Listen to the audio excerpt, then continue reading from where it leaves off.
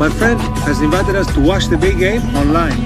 বাংলাদেশের খেলায় অনেক ভুল আছে, সেই ভুল নিয়ে কাজ করলে তাদের ফুটবল অনেক এগিয়ে যাবে। হামজা শামিদ সুম অসাধারণ ফুটবলার। বাংলাদেশের খেলা দেখে হঠাৎ লাইভে এসে যা বলল বিশ্বকাপজয়ী ফুটবলার লিওনেল মেসি। দর্শক, শক্তিমত্তায় বেশ এগিয়ে থাকা হংকংয়ের বিপক্ষে হাড্ডাহাড্ডি লড়াইয়ের পরেও শেষ মুহূর্তে হতাশার হার দেখেছে বাংলাদেশের সমর্থকেরা। দীর্ঘ সময় ৩-১ গোলে পিছিয়ে থাকার পর ৮৪ ও যোগ করা সময়ের ৯ম মিনিটে সমতায় ফেরে হেভিয়ার কেব্রেরার দল।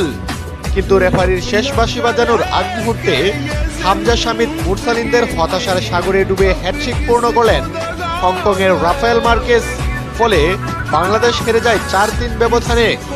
ম্যাচের অন্তিম মুহূর্তে সব নাটকীয়তা, ইনজুরি সময়ে সামিদের গোলে বাংলাদেশ ৩-৩ সমতায় আনে। ১ পয়েন্ট নিশ্চিতের আনন্দে স্টেডিয়ামের পুরো গ্যালারি মেতে ওঠে। সেই আনন্দ অবশ্য ১ মিনিটের বেশি স্থায়ী হয়নি। হংকংয়ের রাফায়েল মার্কেসের গোলে স্তব্ধ হয়ে যায় জাতীয় স্টেডিয়ামের গ্যালারি।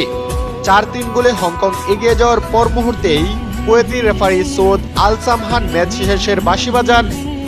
হামজা জামালরা কেউ বসে পড়লেন, আবার কেউ জার্সি টেনে মুখের কাছে নিলেন।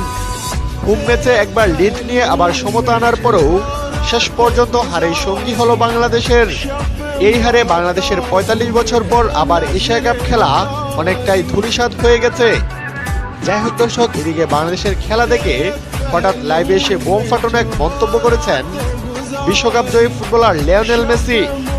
তিনি বলেন, বাংলাদেশের খেলায় প্রচুর ভুল আছে, তাদের ফুটবলাররা ভুল পাস বেশি করে, তাদের কোচের উচিত এই ভুলগুলো নিয়ে কাজ করা।